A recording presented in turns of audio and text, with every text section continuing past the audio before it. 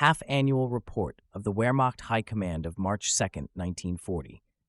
After 6 months of warfare on land, at sea, and in the air, the military result can be stated. In a campaign lasting 18 days, the Polish Wehrmacht was crushed, the Polish divisions were destroyed, and the territory of the former Polish state up to the German-Russian border of interests occupied. This thwarted the enemy's intention to force Germany into a two-front war in the shortest possible time. In the west, the Siegfried Line was occupied as planned and extended to the coast. At no point did the enemy dare to even advance into the area of influence of the Siegfried Line, let alone attack it.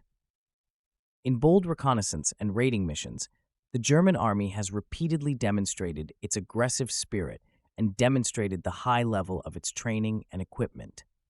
Wherever the enemy tried to penetrate German territory in advance of the Siegfried Line, army units quickly threw them back to their original position.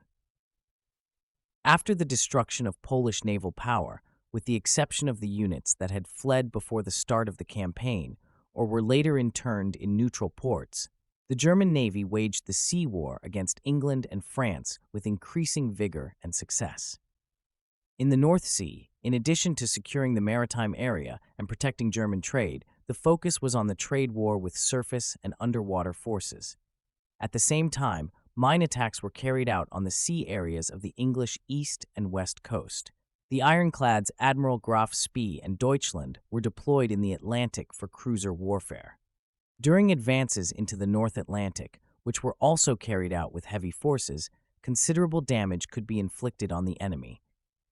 As a result of German naval warfare, the following were destroyed: the battleship Royal Oak, the aircraft carrier Courageous, the auxiliary cruiser Rawalpindi, the 8 destroyers Blanche, Gipsy, Duchess, Grenville, Exmouth, Viscount, Daring, and Jersey, as well as around 20 war vehicles from the outpost, minesweeping and boat hunting service, these with the participation of air forces as well as several submarines. The battleship Nelson, the battleship Barham, the battlecruiser Repulse, the heavy cruiser Exeter, a heavy cruiser of the London class, the cruiser Belfast, and a large number of destroyers, picket boats, and submarines were seriously damaged. During the same period, 532 ships, with 1,904,913 gross register tons of enemy and enemy-serving neutral merchant ship tonnage were destroyed. Compared to these successes, our own losses were small. They are 1 ironclad, 2 destroyers, 6 outposts or minesweepers, and 11 submarines, i.e. a monthly average of 2 submarines. The German Air Force played an outstanding role in the victorious outcome of the Polish campaign. At the same time as the Polish Air Force was destroyed, it secured with other parts the German airspace in the west. Its superiority in terms of the operational readiness of the crews and the quality of the material was repeatedly apparent. The reconnaissance flights carried out against England and France, even in the most unfavorable weather conditions, supplemented the existing documents about the enemy's actions. In the reconnaissance against England, the German aircraft repeatedly made it to the Orkney and Shetland Islands despite enemy resistance. Repeated attacks were carried out on enemy naval forces, armed merchant ships, and convoys. 65 ships with around 75,000 gross registered tons were sunk. The majority of these are enemy merchant ships or neutral merchant ships carrying banned goods for England, as well as some ships from the British light naval forces. 52 ships, with around 200,000 tons, were also seriously damaged and partially destroyed by bomb hits, of which 40 British ships of light naval forces, 2 British cruisers of 15,300 tons, 2 British battleships of 63,350 tons, 1 British aircraft carrier of 22,600 tons. Since the beginning of the war, German air defense and ground organization have been fully expanded to the planned extent. The Flight Reporting Service has been established and tested, and air raid protection measures and air raid shelters have been perfected throughout the Reich.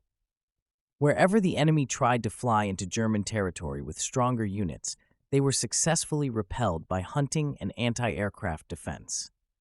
A total of 285 British and French planes have been shot down so far. Add to this 50 aircraft from a British aircraft carrier, so that the total losses of the Western powers since the beginning of the war amount to at least 335 aircraft. 9 enemy captive balloons were also shot down.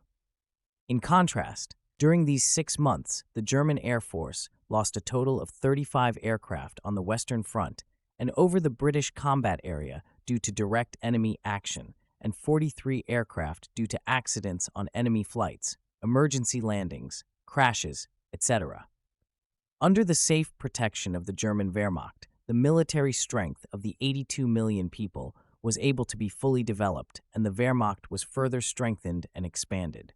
The war experiences so far have been evaluated by the 3 branches of the Wehrmacht for the further conduct of the war, for training, and for the technical perfection of the material. The performance of the German armaments industry has not been reduced by the enemy blockade, but has been increased to a maximum. The strongest reserves of trained fighters of all kinds, as well as technical personnel, weapons and equipment are available for further use at the front and at home.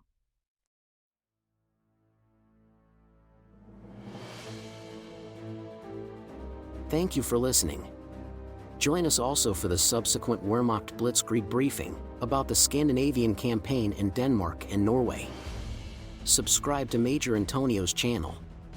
We'll get back to you next week. So long.